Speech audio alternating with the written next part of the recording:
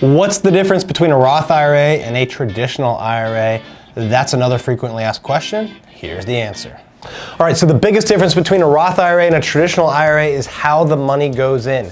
In a Roth IRA, it goes in post-tax. That means you pay tax on the money before it goes in.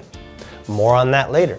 In a traditional IRA, it's pre-tax. So it's money that goes in before you pay taxes. So therefore it is deductible. You don't pay tax on it now, unless you get into higher incomes, right? Then that can get phased out. Another big difference, there is no required minimum distribution on a Roth IRA. Traditional IRAs have a required minimum distribution at age 72. So you have to start taking money out. Both of these, by the way, you can start the withdrawals at age 59 and a half.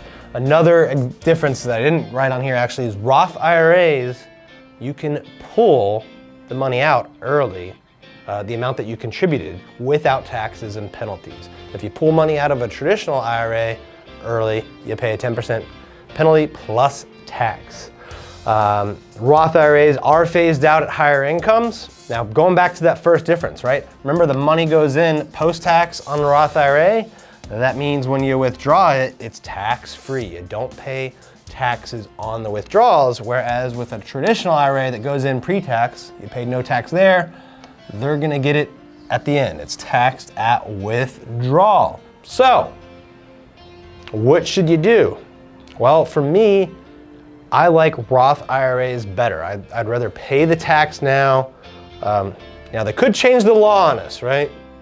They could, but I'd rather pay it now and know that I'm getting tax-free withdrawals later, because I believe taxes will be higher, both because I think most people's goal should be to have more money in retirement, not less, right? So hopefully you're earning more, but I also believe the tax rates are gonna go up.